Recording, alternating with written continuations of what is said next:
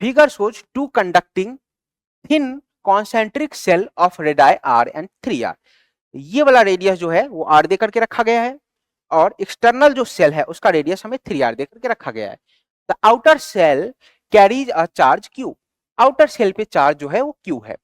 Inner shell is neutral. Inner shell जो है वो न्यूट्रल है। Find the charge that will flow from inner shell to earth after switch S is close.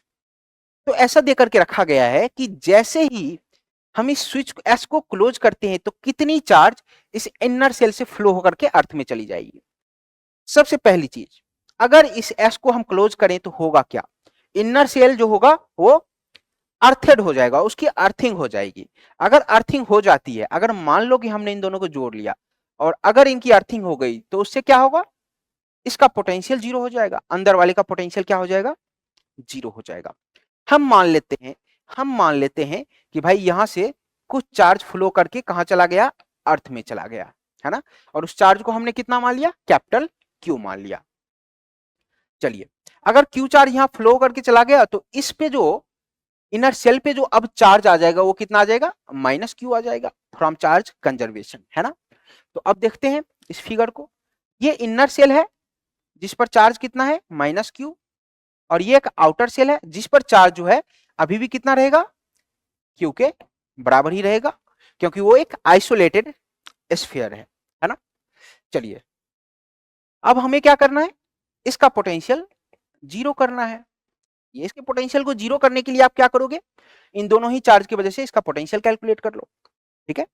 चलिए, तो हम क्या करते हैं, इसका पोटेंशियल कैलकुलेट कर लेते हैं। इस माइनस क्यू के वजह से कितना हो जाएगा, के माइनस क्यू डिवाइडेड बाय इसका रेडियस कितना है, आर।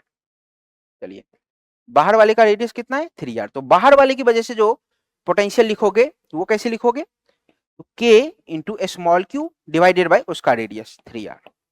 बिकॉज आप जानते हो कि बाहर वाले स्फीयर की वजह से उसके अंदर, बाहर वाले स्फीयर की वजह से जो पोटेंशियल होता है वो उसके अंदर में सेम होता है, किसके, सरफेस के।